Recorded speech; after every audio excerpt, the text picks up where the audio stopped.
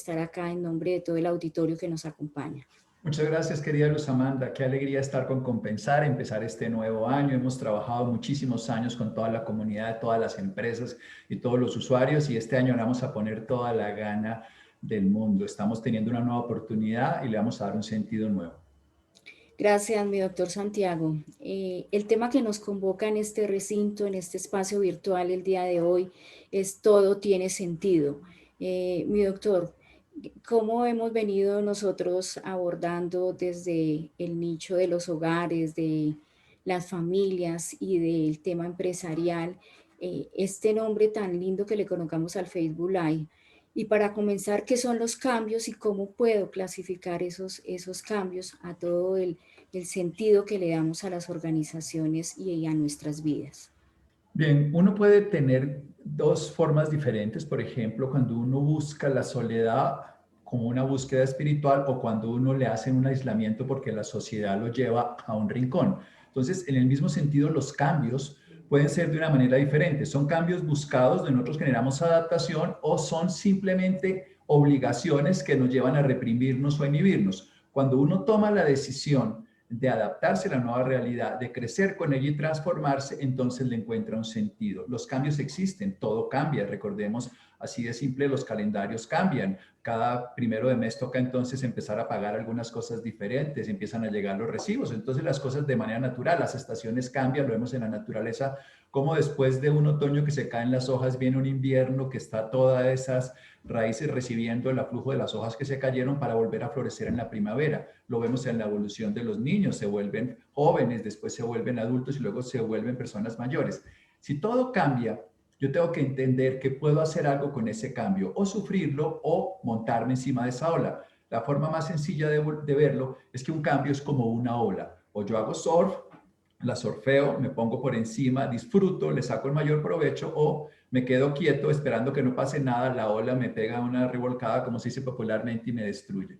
¿De qué depende? De la toma de conciencia, no de anticiparse a los hechos, sino de ser parte de la transformación a través de hacer cosas que pasen, o sea, volverse el creador. Y por eso están los sentidos y el sentido. Tenemos 7 sentidos, decimos los médicos. Generalmente las personas conocemos 5. Tenemos la audición, tenemos el gusto, tenemos el olfato, tenemos la vista, tenemos el tacto, pero también tenemos un sentido que integra, que se llama el interoceptivo, y tenemos algo que almacena que se llama la memoria. Cuando nosotros podemos usar los sentidos para atender la vida, podemos encontrar un sentido que ésta tiene. Entonces disfrutamos. Ahora que no podemos salir, entonces disfrutamos vernos en Instagram, en Internet, en Facebook. Ahora que podemos tocarnos menos en el sentido que no nos dejan, pues cuando estamos con alguien y podemos tener algún tipo de contacto, empezamos a disfrutar que además de por encima de nuestra piel, tenemos que desarrollar también el oído para ser más sensibles a los sonidos de la naturaleza. Ahora que hay menos contaminación y menos cosas, los pajaritos pueden cantar. Cuando uno empieza a darse cuenta que detrás de cada condición diferente hay un sentido y una oportunidad, uno empieza a trascender los límites y generar lo que se llama un estado creativo. Mi doctor, muchas gracias. Importante que dentro de este escenario podamos revisar un tema. ¿Qué opinión le merece que la pandemia sea un cambio de vida? La pandemia ha sido un cambio de vida, ha ocurrido no solamente en esta oportunidad, hay que ver la historia de la humanidad, uno tiene que aprender de los hechos pasados, como ocurrió en la década del 18 del siglo pasado, de la década del 10 al 20, en el 18, 19, 20, también como ocurrieron en muchas otras oportunidades por las pestes. ¿Qué le pasa a la humanidad cuando tiene una pandemia? Y puede salir lo peor, pero también puede salir lo mejor. Voy a poner el ejemplo de las vacunas. En 1992-93, la ciencia empieza a investigar el ARN, que es el que copia la información que está en el núcleo. Y esa investigación se fue desarrollando. Si no hubiéramos tenido todo ese tiempo de investigación, no hubiéramos podido llegar a hacer vacunas en tan corto periodo de tiempo. ¿Qué ha logrado esta pandemia? Hacer unos cambios que podemos decir, yo no voy a usar la palabra favorables o favorables, sino unos cambios reales. Por ejemplo, tenemos este modelo. Yo recuerdo que Luz Amanda me pidió hace precisamente un año, por esta época, no, pero un mes después, en marzo, que hiciéramos una conferencia virtual. Y yo hasta el año 2019 llevo más de 10 años trabajando con Pensar, haciendo conferencias presenciales en el auditorio, en muchos sitios, que me encanta ir allá. Pero de pronto una conferencia virtual para este fin de semana, hagámosla. Para mí fue muy impactante tener que pararme frente a un público que no veía, viéndome a mí mismo en la cámara y parándome para decir cosas que yo no sabía si me estaban escuchando, no sabía si yo me estaba oyendo, poniéndole el entusiasmo que le pongo al público. Y ese tipo de proceso lo lleva a uno siempre a que cualquier cambio que tenga lo puedo pues, catapultar a uno o lo puede uno inhibir, lo puedo utilizar. Entonces, cuando ocurre una cosa como la pandemia y a todos nos tocó, podemos ver que hay cosas maravillosas que nos han pasado y hay cosas muy dolorosas que nos han pasado. ¿Qué podemos hacer? Disfrutar, favorecer y proyectar todo eso maravilloso de una mejor manera y aprender y crecer a través de esas cosas difíciles, porque es evidente que ha habido más de 52,000 personas que han fallecido. Hemos tenido muchas dificultades en las relaciones de muchas cosas. Hemos tenido que cambiar muchos modelos de vida. Eso todo es doloroso, todo eso es difícil, pero todo eso también es real. Pero también hemos podido estrechar lazos de manera diferente. Hemos podido abrir fronteras sin necesidad de tener que desplazarnos a través de las comunicaciones inalámbricas y de estas tecnologías. Hemos podido valorar más la vida y la presencia de otros, que para mí es el gran sentido de la pandemia. Es que tal vez hemos puesto en importancia lo que es esencial. Y lo que es esencial básicamente en la vida son dos cosas. Es la vida en sí misma y las relaciones. Porque las personas generalmente amamos las cosas y usamos a las personas, pero nos damos cuenta a través de la pandemia que lo que tenemos es que aprender a usar las cosas con responsabilidad, cuidando el ecosistema y amar a las personas porque realmente es lo que tiene sentido. Amar y por supuesto la vida, cuidarla, cuidarnos en la alimentación, en el sueño, en las relaciones. Si nosotros podemos sacarle un provecho a la pandemia, entonces no estaremos destruyendo a las demás personas, sino estaremos construyendo un mundo mejor. A mí no sé qué va a pasar el año entrante, no sé qué va a pasar el siguiente, pero yo sí sé qué quiero hacer con lo que está pasando. Y eso es tal vez a lo que yo quiero invitar a las personas. No a que esperen a que las cosas pasen, sino a hacer ese cambio que queremos construirnos. Gandhi lo decía, conviértase en aquella persona que usted espera que sea la humanidad pronto. Entonces hay que hacer que eso sea real. Y para eso hay que encontrarle un sentido a la vida. Y el primer sentido a la vida es vivir la vida, experimentarla en cada momento, reunirse, tener correctas relaciones y compartir con las personas que tenemos cerca. Eso suena el discurso que nos han dicho toda la vida, pero a veces cuando tenemos la posibilidad de morirnos, cuando se nos muere un familiar, cuando el sistema de vida se nos cambia, es cuando la oportunidad de hacerlo consciente. Y yo lo resumo de una sola palabra, se llama resiliencia, que es la capacidad de adaptarse y retornar después de un cambio de una condición hostil frente a una estructura. Pero en la psicología uno lo resume con una sola expresión. La resiliencia, que es esa capacidad de renovarse, tiene una expresión fundamental, es estoy dispuesto a aprender de esto. ¿Qué estoy dispuesto a aprender de la pandemia? Si estoy dispuesto a aprender, ustedes ven que la ciencia y la medicina se ha catapultado, ha crecido a través de la pandemia, que los sistemas de comunicaciones se han fortalecido, que muchas cosas se han mejorado. Otras no. Entonces, si uno está dispuesto a aprender de una crisis o de una dificultad, tiene resiliencia. Si uno está esperando a que la condición pase y uno vuelva al estado de bienestar, generalmente se queda en sufrimiento y en carencia. Gracias, mi doctor. Interesante el tema de resiliencia. Queremos invitar a las personas que están en este momento, nuestros invitados especiales conectados a este Facebook Live, para que registren sus preguntas y comentarios y podamos así aprovechar este espacio con el doctor Santiago y ustedes puedan también conectar sus preguntas acá. Mi doctor Santiago, ¿cómo cree usted que podemos utilizar los cambios a nuestro favor para darle un sentido a nuestras vidas y mejorar como seres humanos, como profesionales, como miembros de una sociedad? Si yo me pregunto de un cambio, ¿qué puedo aprender de esto? Entonces puedo sacar un provecho. Vamos a poner un ejemplo de una persona que es alcohólica, una persona que es adicta, una persona que es adicta cuando se da cuenta que está siendo dominado por el alcohol, por esa sustancia, por ese comportamiento y empieza a destruir su vida hasta que él no le da sentido a lo que tiene sentido, el amor, las relaciones, su salud, su bienestar, él no cambia.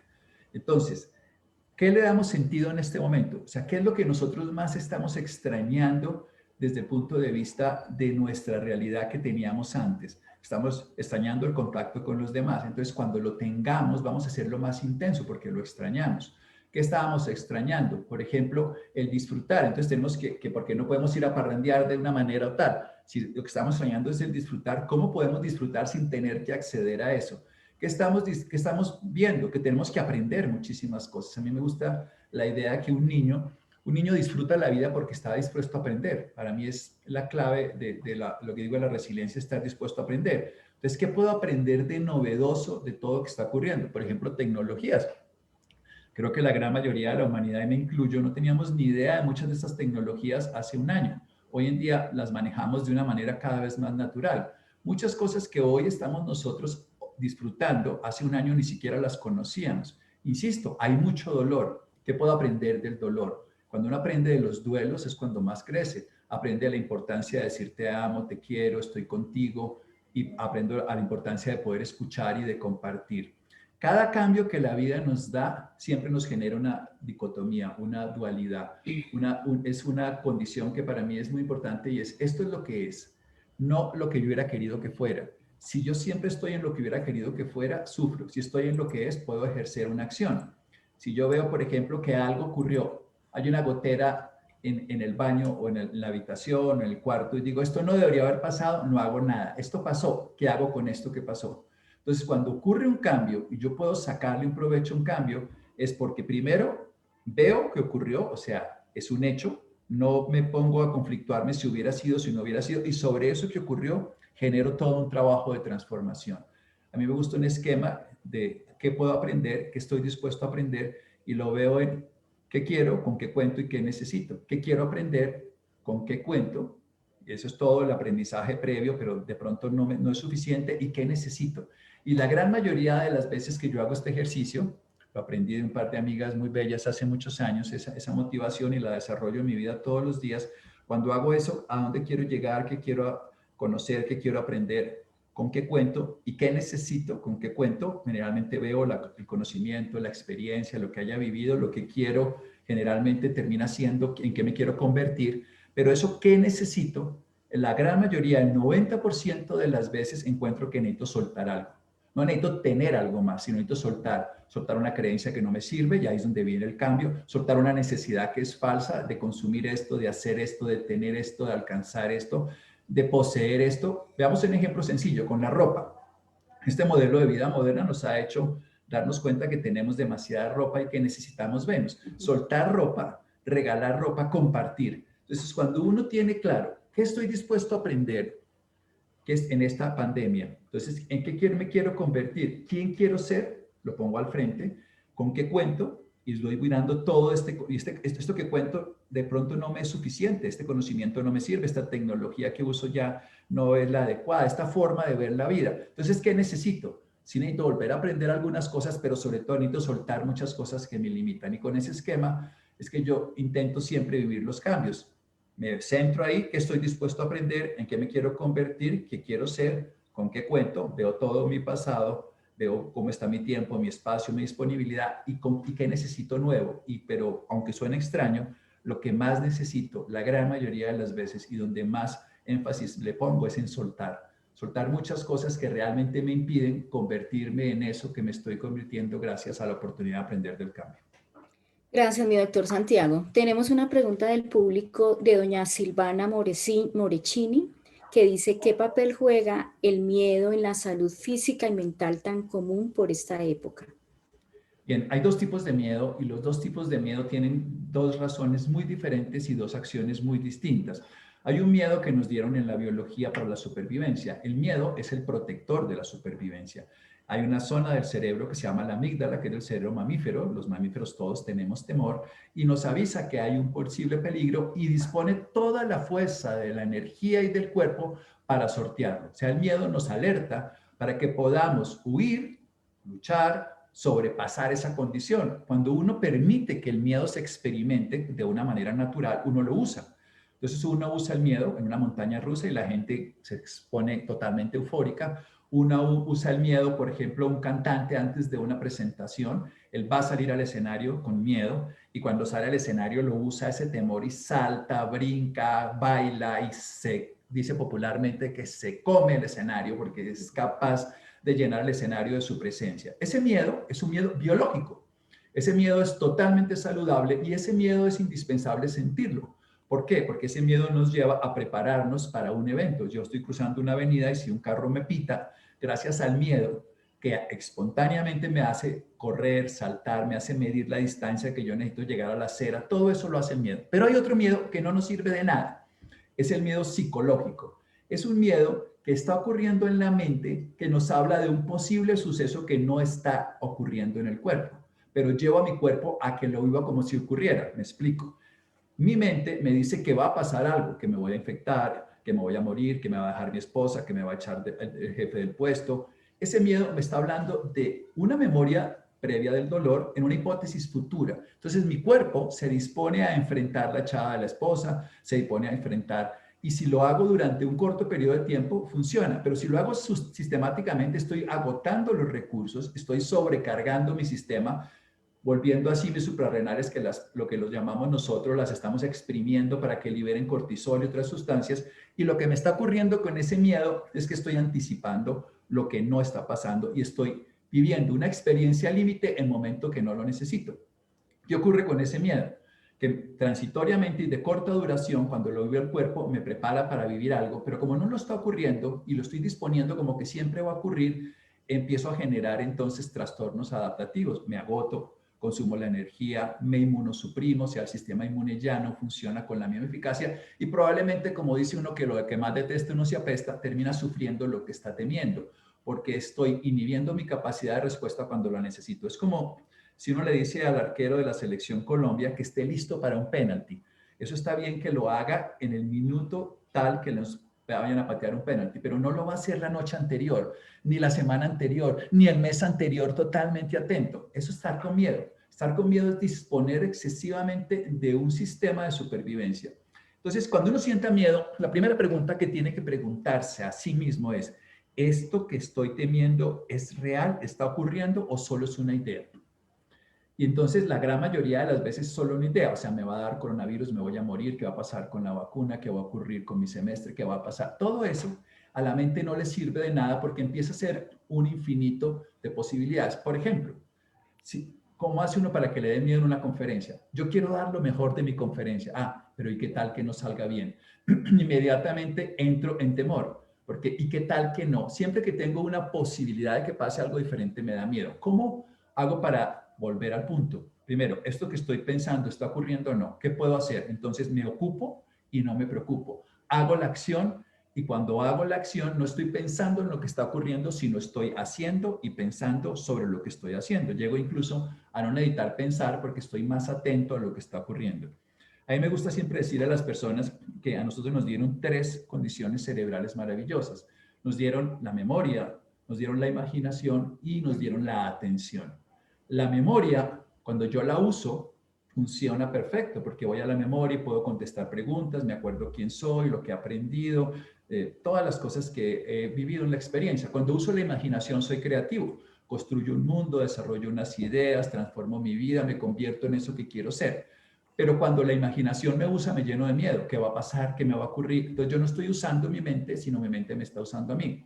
Cuando voy a la memoria, yo la puedo usar, pero cuando no uso la memoria, sino la memoria me usa a mí, estoy lleno de duelos, no los he resuelto, lo que pasó la semana pasada, esa persona que no me quiso, que me abandonaron, que me hicieron. Y cuando no uso ni la imaginación ni la memoria, sino que uso la atención, puedo descubrir lo que está ocurriendo y entonces atiendo a la memoria, voy y oigo que tengo un dolor del pasado, digo, pero esto está ocurriendo ahorita, no, ¿qué puedo aprender de eso? Bien, y entonces busco qué saco de aprendizaje. Miro hacia el futuro, en la idea de la mente, digo, ¿eso está ocurriendo? No, no está ocurriendo. Entonces, ¿qué está ocurriendo ahora? Pues voy a poner atención ahora. Entonces, por ejemplo, me puedo accidentar en el carro.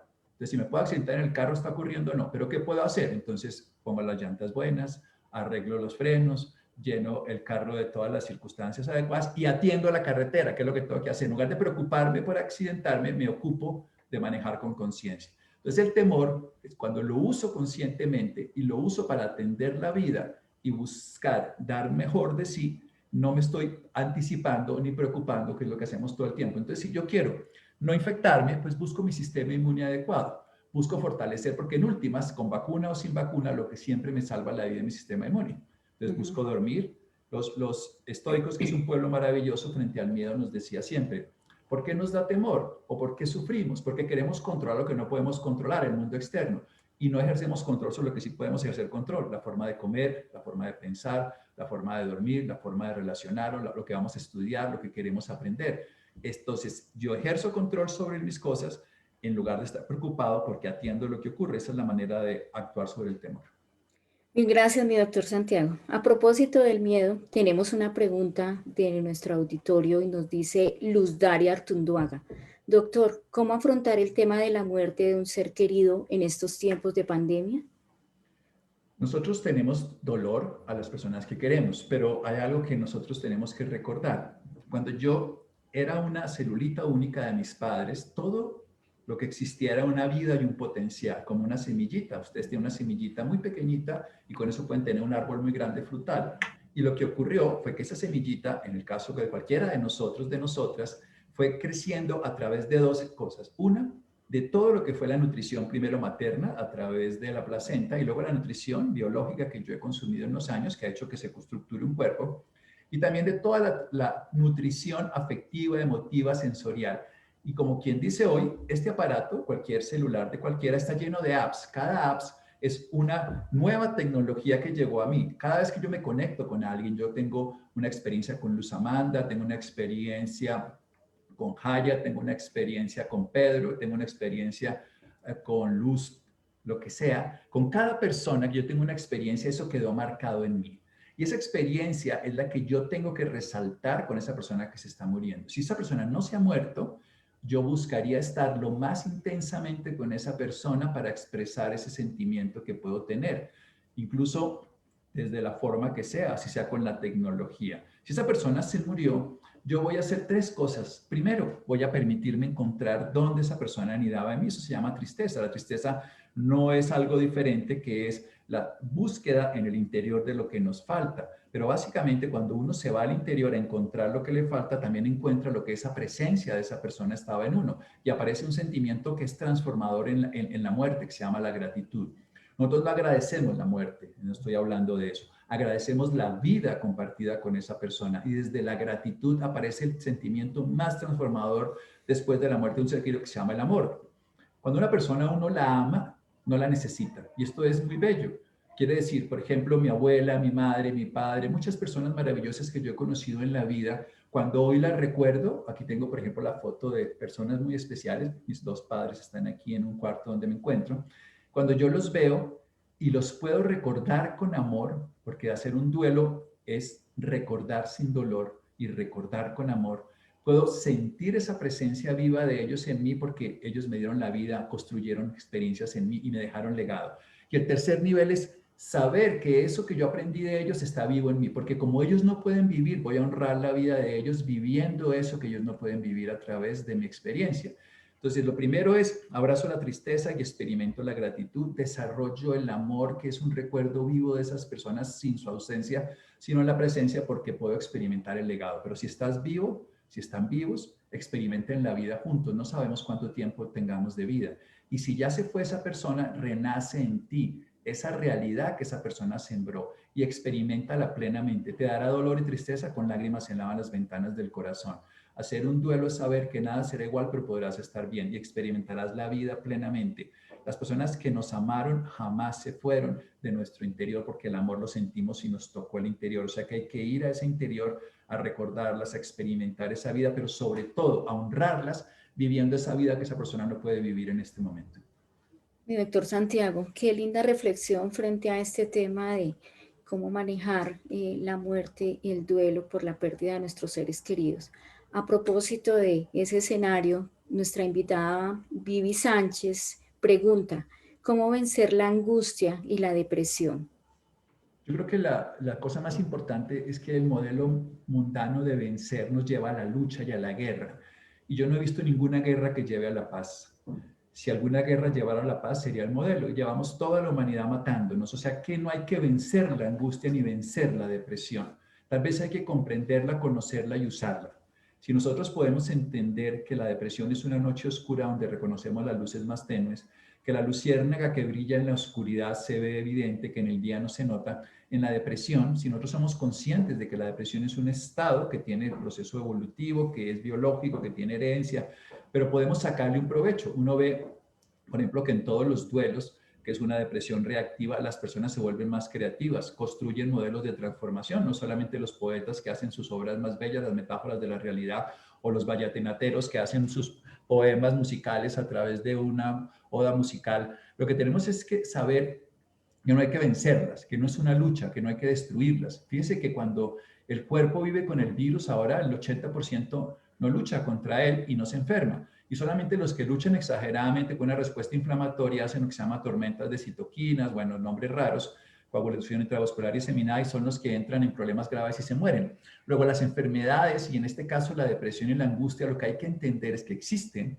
ir al interior y saber qué podemos aprender, cómo la podemos vivir y empezar a aprender como enfermedad a cambiar nuestros hábitos, porque sabemos, por ejemplo, que la comida chatarra no le hace bien a una persona deprimida, que los estimulantes no le hacen bien a una persona ansiosa, que, por ejemplo, el ejercicio es el gran antidepresivo y es el gran tranquilizante, o sea que si estamos...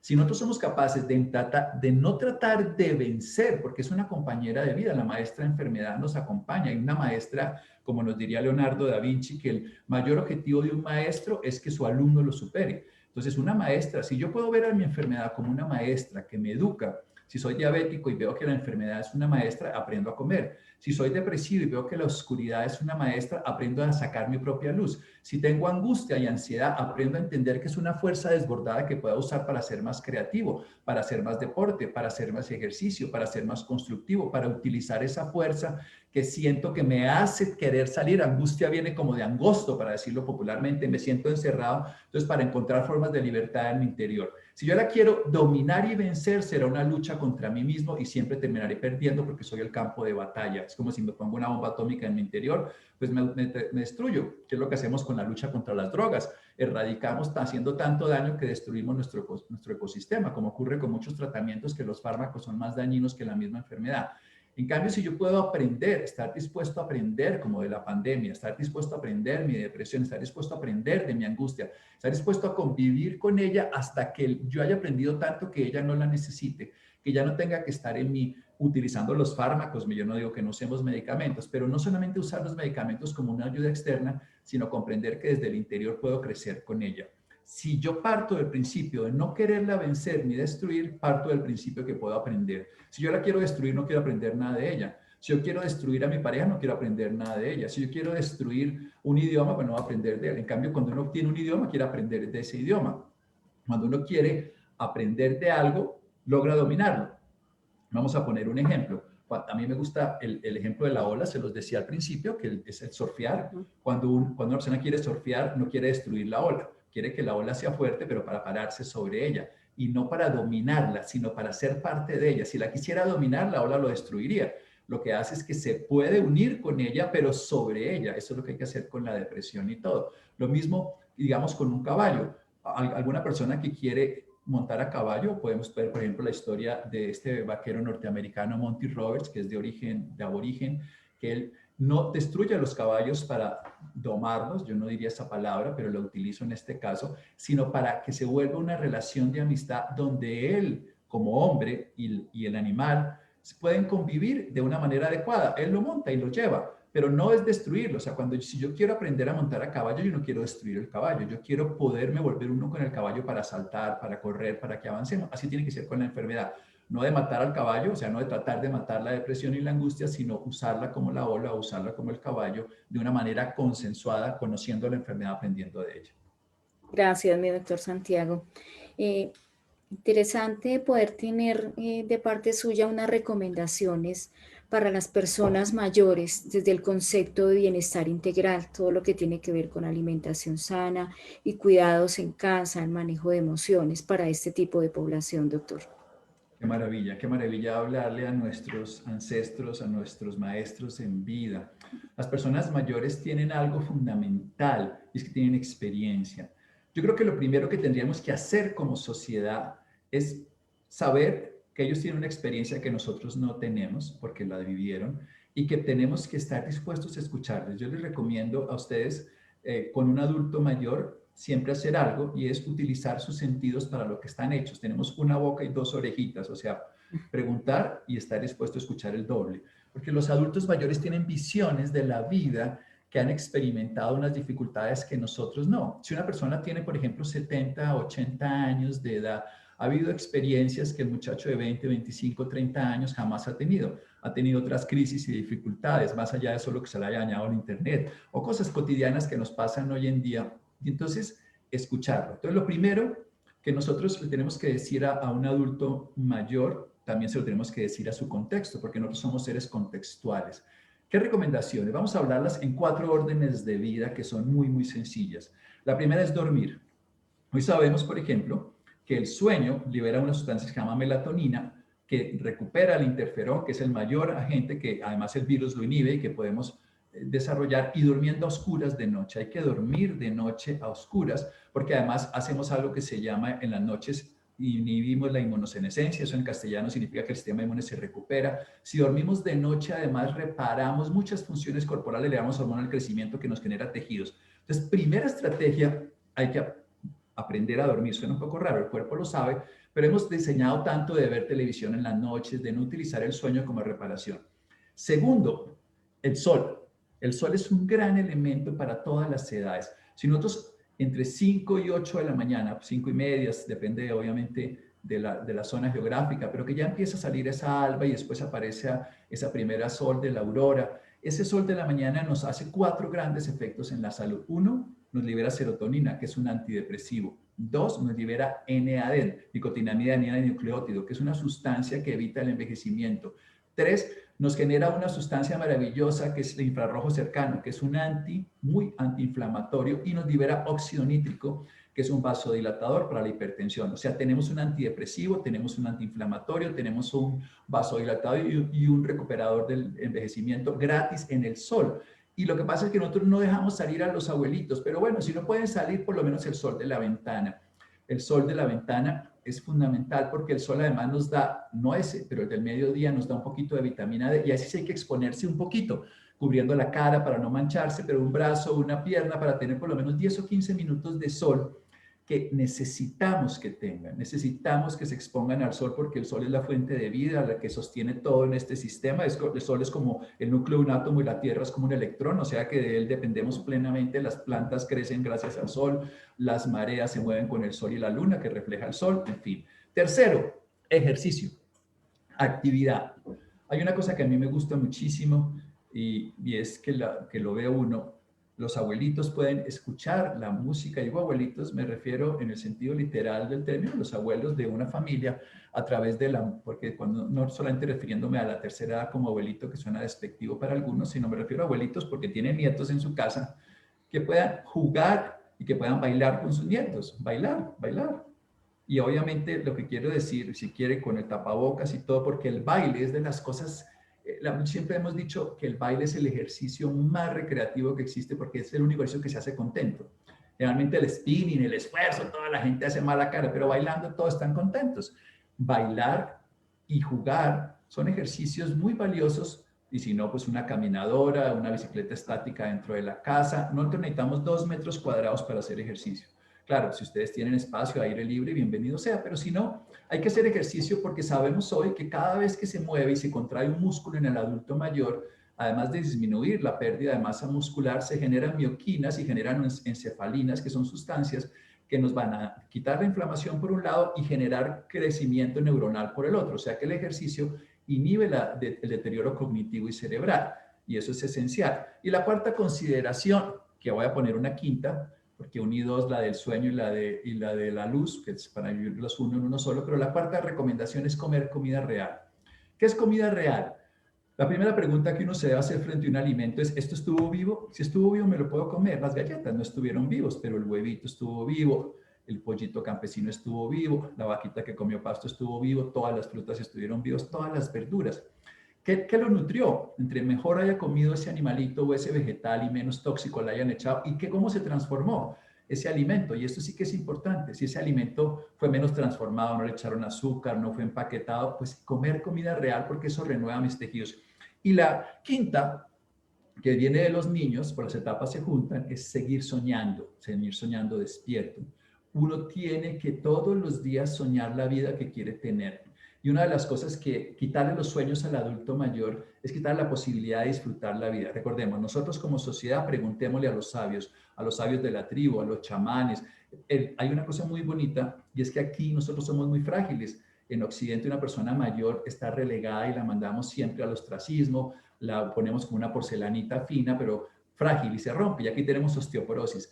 En Japón, que es el país donde hay más edad longeva, los adultos mayores no hacen osteoporosis, pero hay un concepto muy interesante. Ellos son los sabios. A ellos hay que honrarlos, a ellos hay que preguntarles y a ellos hay que permitirles experimentar y ser todo lo que son en la vida. Y allá viven, ustedes encontrarán, hay una zona allá en Japón, específicamente Okinawa, que tiene uno de cada 10 personas tiene 100 años y uno de cada 27 tiene 110 años.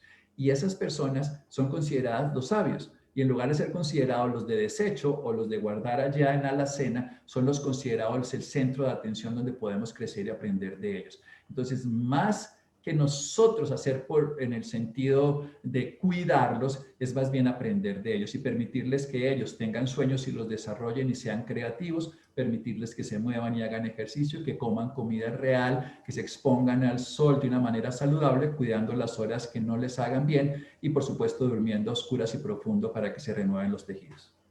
Doctor Santiago, a propósito del sueño, tenemos una pregunta de nuestra invitada Carolina Tovar que dice, doctor, ¿podría regalarnos por favor tips prácticos para regular el sueño y la ansiedad? Genial. Mira, hay tres cosas que puedo decirlo del sueño, pero se las voy a completar con lo que decía anteriormente. Un buen día empieza con una buena noche empieza con un buen día. Eso quiere decir que para yo poder dormir debo hacer un buen día en el día. Nosotros dormimos por dos razones. Una se llama la presión hemostática del sueño. Eso quiere decir que si yo hago actividad me da sueño. Vean a un niño que cuando un niño se queda quieto no duerme bien de noche, cuando se pone hiperactivo de día duerme bien de noche. O sea, si yo me muevo, pero yo tengo que mover la mente y el cuerpo al tiempo. ¿Cuál es el primer error que hacemos los humanos en esta época moderna? Tenemos demasiada actividad mental y poca física.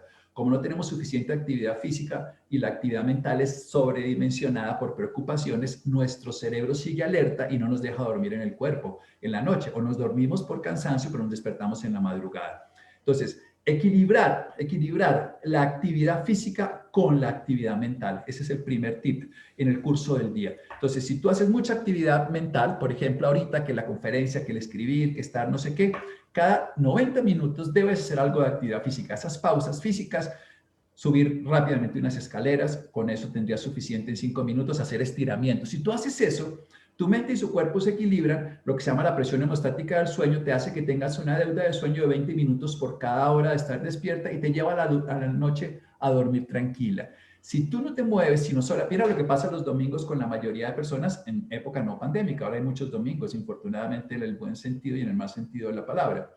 Entonces la gente se levanta tarde, se queda a oscuras allá en el cuarto, no sale a la luz, se pone a comer todo el tipo de porquerías, ve televisión y son las 11, 12 de la noche el domingo y no se ha dormido, no se ha movido, no ha hecho ese contraste, no ha hecho ese intercambio, porque lo otro es la luz y la oscuridad. Segundo punto fundamental. Primero, haz que la actividad de tu cuerpo y de tu mente sean equivalentes en tu día. Como tienes mucha actividad mental, haz actividad física, intervalos frecuentes para que puedas lograr ese equilibrio y tu cuerpo sepa que puede descansar porque su mente y su cuerpo han hecho la labor y tu cerebro te va a mandar a descansar porque sabe que quiere renovarse. Segundo, haz intercambio de luz y oscuridad. Exponte varias veces a la luz del día, lo que decía los adultos mayores, eso es útil para cualquiera, exponte a la luz del día, no esta luz guardada aquí artificial, sino la luz del día que nos va a dar lo que se llaman por lo menos 1000 lux, ojalá 10.000 o 50.000 o 100.000 lux. Eso es una medida de luminiscencia que está afuera en la calle.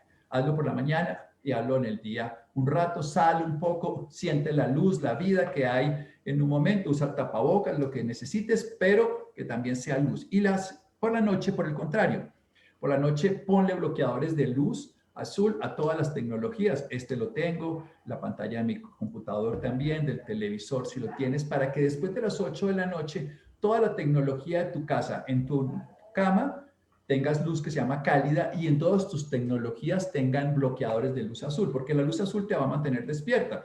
Y eso por eso todos los carros emiten luz azul, para que no se duerma el conductor. Luz azul no es que se vea azul, es un espectro de luz, pero son luces azules. Las luces LED son azules, las luces de las pantallas.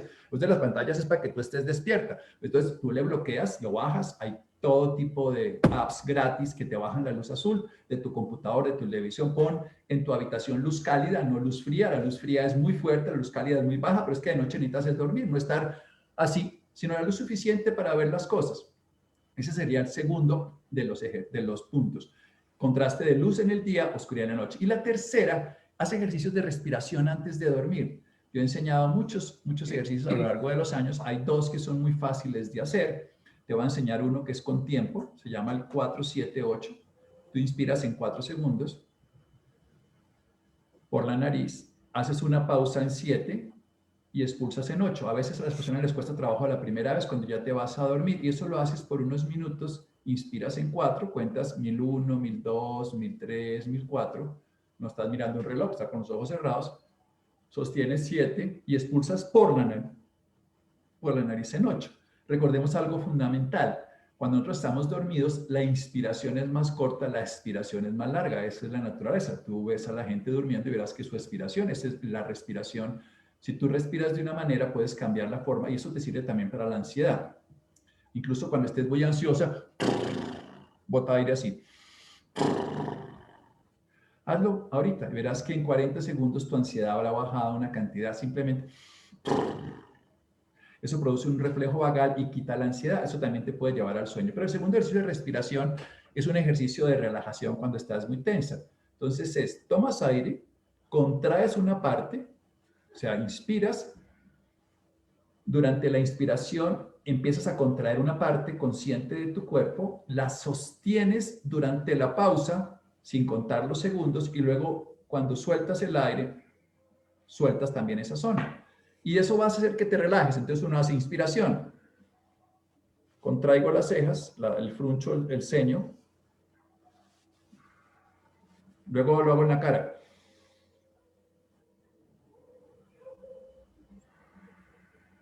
Y luego lo va haciendo en el cuello. Y lo voy haciendo, los hombros, los brazos, las manos, lo suelto. Y mi cuerpo va a poder hacer el contraste. Nosotros dormimos por contraste. Nosotros necesitamos el contraste en la vida, frío, calor, luz, oscuridad, movimiento, reposo, que es lo que renueva la vida. Nadie puede durar todo el tiempo en reposo porque se cansa o todo el tiempo en movimiento. Lo que hace es que tú estás en movimiento, tienes que parar, estás en reposo, te tienes que mover. Entonces, ese cambio rápido de contraste con la respiración y con la tensión, la contracción, hace que tu cuerpo pueda entrar en fase de relajación y dormirse. Mi doctor Santiago, hay una pregunta de nuestra invitada Gina Triana que nos dice, mi madre de 78 años no ha logrado aprender a perdonar a mi padre de 78 años por sus errores del pasado, por lo que la convivencia es compleja. ¿Cómo le puedo ayudar en ese aprendizaje? Bien, hay una cosa fundamental que los seres humanos no entendemos, es que cuando nosotros nos llenamos de rabia, nosotros la sentimos y nosotros la sufrimos. Nelson Mandela lo decía de una manera muy especial y decía, cuando no perdono, es como si me tomara un vaso de veneno esperando que el otro muera. O sea, yo me enveneno con la rabia y me estoy intoxicando. Desmond Tutu, otro premio Nobel de Paz, decía, él no merece que yo perdone, pero yo sí merezco perdonarlo para liberarme del daño que me haga. Entonces hay que explicarle a la mamá que realmente no le sirve estar llena de rabia porque le está dando el poder a otro para disfrutar. Hay una cosa que los tibetanos también dicen, diferentes pueblos, para decir lo mismo, y es fundamentalmente que en qué lado de la mesa esté la razón, no importa, sino que en todos esté la paz. Realmente, si ella quiere encontrar paz, el rencor y la rabia es el elemento menos posibilitador. Uno puede hacer ejercicios. Hay un ejercicio que a mí me parece muy bueno de liberar la rabia, ya que lo puede hacer es escriba todo lo que sienta y quémalo y sáquelo. Sáquelo para que no se quede con eso. Y empiece a entender que cada vez que ella le dé el poder a la otra persona de que lo haga sufrir, está impidiendo disfrutar. ¿Qué vale la pena? ¿Tener la razón o tener la paz? Solo por el amor vive el hombre, decía Jesús. O sea, cuando nosotros podemos mirar estos grandes seres que nos han mostrado un camino en la tierra, tenemos la posibilidad de aprender.